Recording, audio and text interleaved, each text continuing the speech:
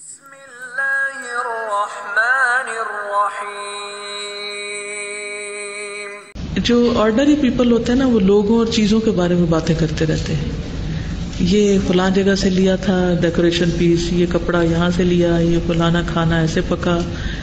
لیکن جو بامقصد اور اعلیٰ مقاصد رکھنے والے لوگ ہوتے ہیں وہ ان چیزوں کے بارے میں ویسے ہی بہت انٹرسٹڈ نہیں ہوتے. بالکل، small minds talk about people. تو لوگوں کی باتیں کرنے کے شوق سے باہر نکل آئیے، آئیڈیاز اور مقاصد اور بلند خیال بنیے. ٹھیک ہے، نیکسٹ.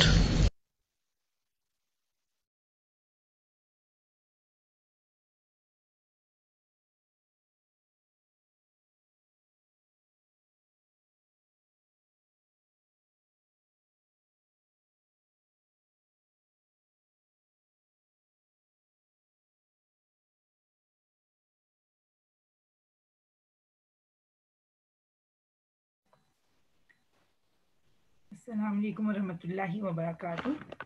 الحمد للہ رب العالمین. بہت ہی اچھا لیکچر تھا. اللہ سبحانہ تعالیٰ ہم سب کو عمل کی توفیق عطا فرمائے. تھوڑا سا ریویو کر لیتے ہیں انشاءاللہ. تو آج ہم نے بیسیکلی جو پیج نمبر 3 کے اوپر استادہ نے فوکس کیا تھا. تو لیٹس سی کہ اس میں کیا ہے. بیسیکلی سیلف ڈیولپمنٹ کورس ہے. اعوذ باللہ من الشیطان الرجیم. بسم اللہ الرحمن الرحیم. رب اشرح لي صدري ويسر لي امري واحلل عقدة من لساني يفقهوا قولي رب زدني علما.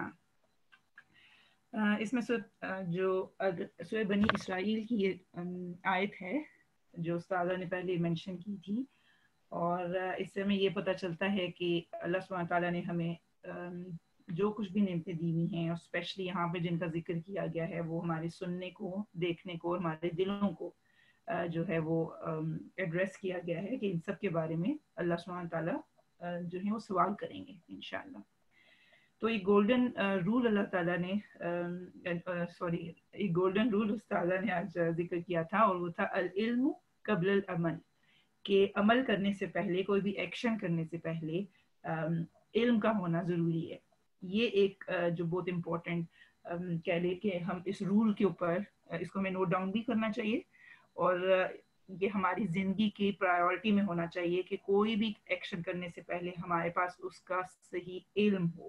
ٹھیک ہے، کہ ہم نے اس کام کو کیسے کرنا ہے. جس میں استاذہ نے کافی اگزامپلس دی تھی کہ اگر آپ نے کھانا بھی بنانا ہے تو آپ ویسے تو نہیں بنا لیتے نا، آپ کو کوئی نہ کوئی ریسیپی پتہ ہوتی ہے، ہم اس کے مطابق کوئی نہ کوئی جو ہے ڈش بناتے ہیں. تو اسی طریقے سے ہر عمل کے لیے علم کا ہونا ضروری ہے.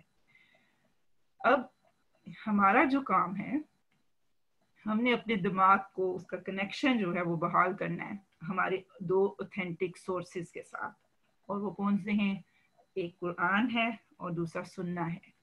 تو سب سے پہلے تو ہم لوگ بلیسڈ ہیں الحمدللہ کہ نبی صلی اللہ علیہ وسلم کی لائف میں ہر چیز کے بارے میں رہنمائی پریزنٹ ہے.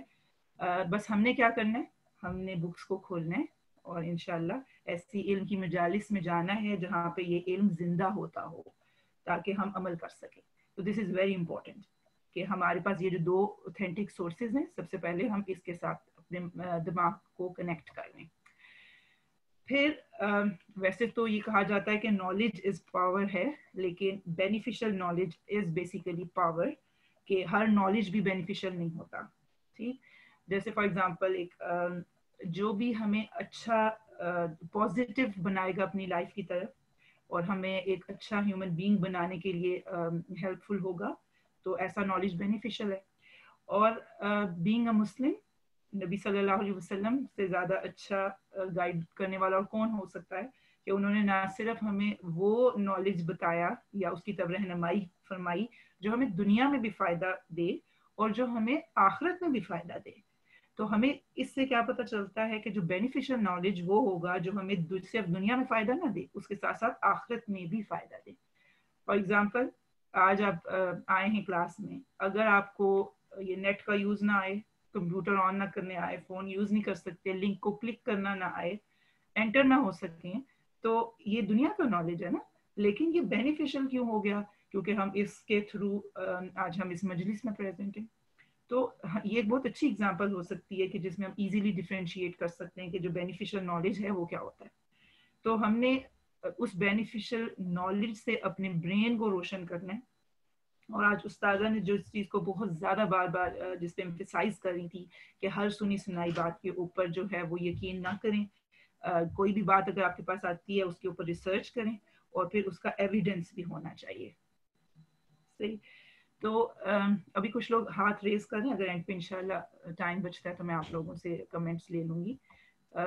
اس کے بعد انہوں نے ایک اور چیز جو اینڈ کیا تھا کہ نالج جو ہے وہ پاور ہے. تو جس میں انہوں نے ایک چیز کہی تھی کہ جو گریٹ مائنڈز ہوتے ہیں وہ آئیڈیاز ڈسکس کرتے ہیں, اور جو ایوریج مائنڈ ہوتا ہے وہ ایونٹس ڈسکس کرتے ہیں, اور جو اسمال مائنڈز ہوتے ہیں وہ پیپل کو ڈسکس کرتے ہیں. ہم سب نے اپنے آپ کو دیکھنا ہے کہ ہم کس لیول پہ ہیں. کیا ہمیں گوسپس, بس لوگوں کی باتیں, کپڑے, جوتے, انہیں سے نہیں ہم باہر نکل آ رہے؟ کب تک ان چیزوں کے اندر ہم پڑے رہیں گے؟ تھوڑا سا ہمیں اپنے آپ کو امپروو کرنا ہے, دوبارہ سے ری تھنک کرنا ہے بیٹھ کے کہ میری لائف کی ڈائریکشن کس طرف جا رہی ہے. تو ہم نے دوبارہ, اور یہ ضروری ہے, سیلف ٹاک بہت ضروری ہے سیلف ڈیولپمنٹ کے لیے, کہ میں دیکھوں تو صحیح کہ میرے انٹرسٹ کیا ہیں اور میرا زیادہ تر ٹائم کس چیز میں جاتا ہے. تو جیسے فار ایگزامپل, جیسے بھی میں نے آپ سے بات کی کہ اسمال مائنڈس جو ہوتے ہیں وہ لوگوں کو ہی سیڈ شی سیڈ وہ اسی سے ہی باہر نہیں آتے. اور یہاں پہ ایک چیز میں بہت امپورٹنٹ جو استاذہ نے بات کی تھی کہ لوگوں میں رائے رکھنے سے پہلے اس کو جانیے.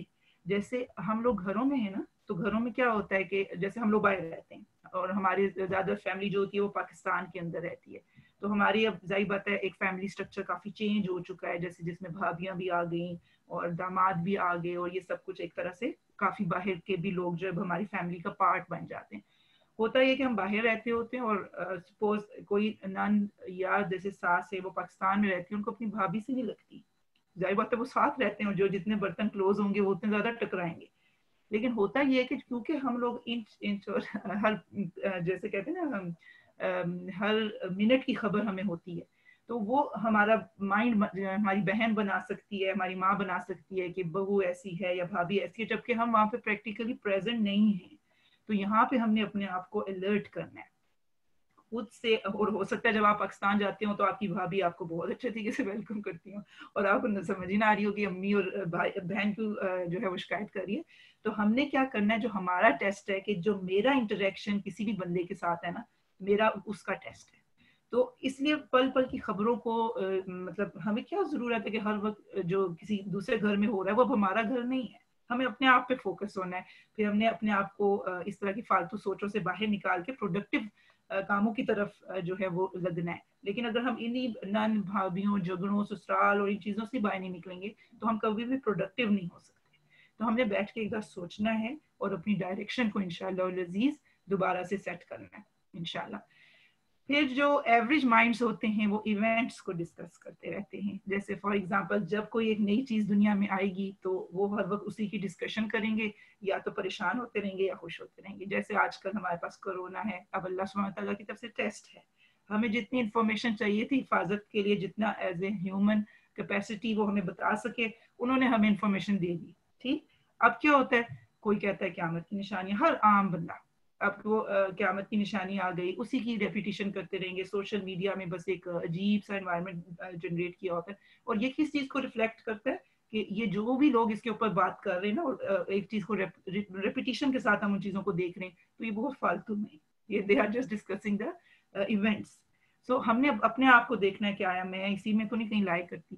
اور اسی طریقے سے کچھ پچھلے سال تک سیکس اور ریلیشن شپ ایجوکیشن تھی. ہمیں ایک نالج ضرور ہونا چاہیے کہ ہم نے کرنا کیا ہے, اس کو جان کے ایکٹ کرنا ہے, نہ کہ یہ کہ بس ایک وہ رومرز نہیں ہوتے جیسے بس ڈسکشن کرنا اور ایونٹس کو, اور بس اس کا. تو ہم نے اس طرح کے بیہیویئر سے باہر نکلنا ہے انشاءاللہ.